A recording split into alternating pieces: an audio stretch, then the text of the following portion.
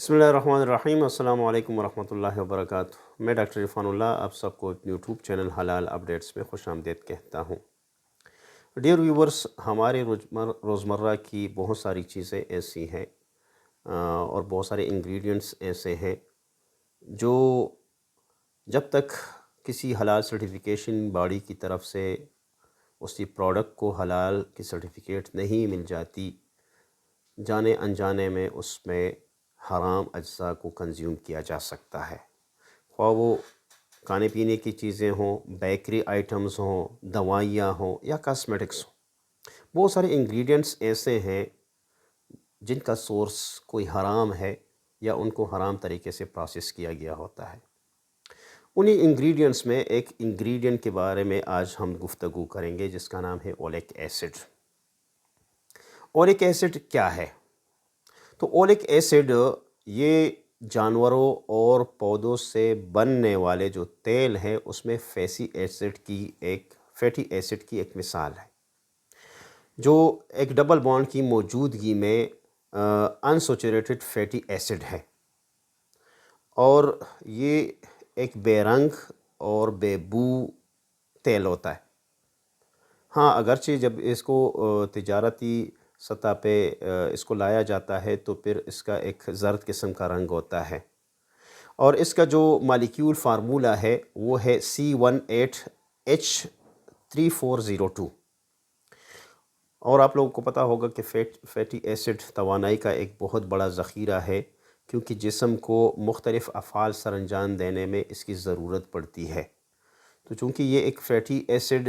होता है, ये ओलिक एसिड, तो इस वजह से हमारे जिस्म को हर वक्त इसकी ज़रूरत होती है। इसकी जो तारीख़ है यानी कब से है ये ओलिक एसिड इसका इस्तेमाल किया जाता है, तो चूँकि इसका ताल्लुक़ या तो ज़ैतून से है या फिर ज़ैतून से हासिल किया जाता है इसको, और जितने भी नट्स हैं तो उन सब से इसको हासिल किया जाता है। और कदीम ज़माने में ये जितने भी ज़ैतून हैं या ये नट्स हैं तो उनमें सेहतमंद ग़िज़ा का एक जुज़ तस्वर किया जाता था, क्योंकि जल्द की अमराज़ और ख़ुसूसन मैदा की अमराज़ में ये बहुत ज़्यादा अच्छा असर दिखाता है और असरअंदाज़ होता है। तो इस वजह से पुराने ज़माने में भी ओलिक एसिड का इस्तेमाल या उन चीज़ों का इस्तेमाल ज़्यादा किया जाता था जिनमें ओलिक एसिड की मिक़दार ज़्यादा होती थी। जदीद दौर में कोलेस्ट्रॉल या इस तरह से ब्लड प्रेशर को कम करने के लिए भी ओलिक एसिड का इस्तेमाल किया जाता है। इसी तरह से खून की वरीदों और शरियानों में जो मौजूद ज़र्रात होते हैं उनको हटाकर खून को साफ़ कर देता है। इसी तरह वज़न को कम करने के लिए बतौर इलाज इसको इस्तेमाल किया जाता है। और दूसरा ये है कि निज़ाम इंहिज़ाम में ये बहुत ज़्यादा मौसर हैं। और इसी तरह से वो कहते हैं कि दिल की सेहत के लिए भी बहुत ज़्यादा ज़रूरी है और अस्थमा और दमा को कम करने में भी मदद देता है और साथ में सांस की बीमारी के लिए भी मुफीद है। ये चूँकि इसके वो मेडिकल बेनिफिट्स हैं, ज़ाहिरी बात है इस पे रिसर्चर्स ने और साइंसदानों ने तहकीक की होगी कि इसके फ़ायदे बहुत ज़्यादा हैं। और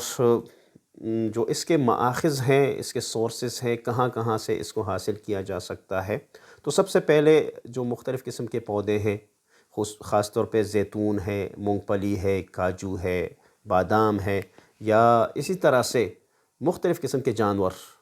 भेड़, बकरी, खिंजीर और यहाँ तक कि मुर्गियों में भी ये पाया जाता है। यानी इसके जो सोर्स हैं वो प्लांट बेस्ड भी हैं और एनिमल बेस्ड भी हैं। यानी दोनों सोर्सेस से ओलिक एसिड को हासिल किया जाता है। अब आते हैं इस तरफ कि इसका इस्तेमाल किन किन चीज़ों में होता है। तो मुख्तलिफ़ चीज़ों में इसका इस्तेमाल होता है। सबसे पहले कॉस्मेटिक्स में इसका इस्तेमाल बहुत ज़्यादा है, और कॉस्मेटिक्स में चूँकि ये जल्द को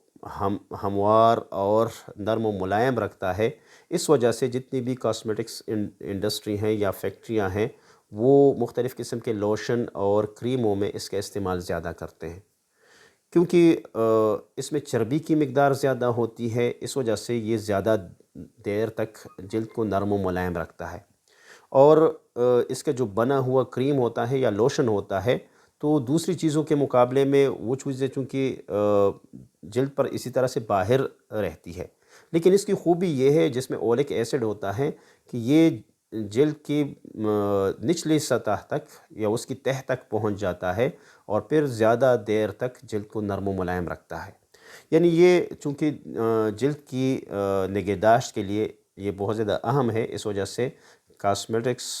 کی پروڈکٹس میں اس کا استعمال بہت زیادہ ہے۔ اسی طرح سے طبی استعمال بھی اس کا ہے، دوائیوں میں اس کو استعمال کیا جاتا ہے، خاص کر جو جوڑوں کے درد ہوتے ہیں یا سوجن ہوتی ہے یا جو سرخی ہوتی ہے تو اس کے دور کرنے کے لیے اس کو بطور سپلیمنٹ بھی استعمال کیا جاتا ہے، اور بعض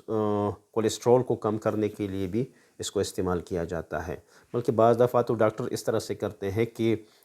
کیپسول کی شکل میں اس کو شروع کر دیتے ہیں کسی بھی مریض کو ڈاکٹر صاحبان، اور پھر اس کے بعد جو قدرتی غذائیں ہیں جن میں اولک ایسڈ ہوتا ہے تو ان کے استعمال کا مشورہ دیا جاتا ہے۔ جو غذائی استعمال ہے یعنی وہ چیزیں جس کو ہم کنزیوم کرتے ہیں دوائیوں کے علاوہ، یعنی اس کا داخلی استعمال کرتے ہیں، تو جو مختلف قسم کی چٹنیاں ہیں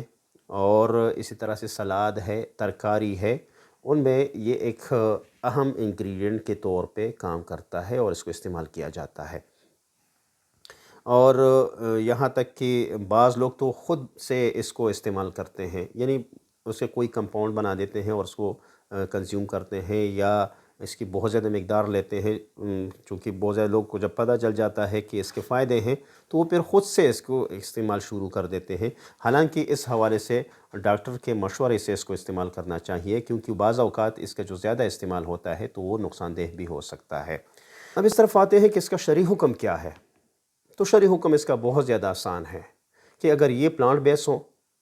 یا حلال جانوروں سے ہو، اور وہ حلال جانور کیا ہوں شرعی طریقے سے ذبح کیے گئے ہوں، تو پھر ان سے لیا گیا یا ان سے اخذ شدہ اولک ایسڈ بالکل بلا کسی جھجک کے حلال اور پاک ہوگا، اور کسی بھی طرح سے کسی بھی چیز میں، خواہ اس کا کاسمیٹکس میں استعمال ہو یا دوائیوں میں استعمال ہو یا کھانے پینے کی چیزوں میں اس کا استعمال ہو، تو اس کو بلا جھجک استعمال کیا جا سکتا ہے۔ لیکن یہ اگر حرام جانوروں سے ہو، خنزیر سے ہو یا حلال جانور ہو لیکن اس کو شرعی طریقے سے ذبح نہیں کیا گیا ہو اور ان سے لیا گیا ہو، تو پھر اس کا استعمال قطعاً جائز نہیں ہے اور ناجائز ہے۔ ہاں ایک صورت ہو سکتی ہے، اگر اس کا استحالہ ہوا ہو یا انقلابی ماہیت ہوا ہو تو پھر اس کا استعمال کیا جا سکتا ہے، لیکن جو سائنسٹسٹ ہوتے ہیں وہ یہ کہتے ہیں کہ ایسا کرنا بہت زیادہ مشکل ہے، اس وجہ سے جو اولک ایسڈ پر مبنی چیزیں ہوتی ہیں یا وہ پروڈکٹس جس میں اولک ایسڈ کا استعمال ہوتا ہے تو اس سے اجتناب ہی کرنا چاہیے۔ امید ہے آپ لوگوں کو آج کی یہ ویڈیو اچھی لگی ہوگی۔ اگر آپ لوگوں کو یہ آج کی ویڈیو اچھی لگی ہے تو لائک اور سبسکرائب کرنا نہ بھولیے گا، اور ساتھ میں اپنی قیمتی آراء ہمیں کمنٹس باکس میں ضرور بتائیے گا۔ اگلی ویڈیو میں پھر ملتے ہیں، تب تک کے لیے اللہ حافظ۔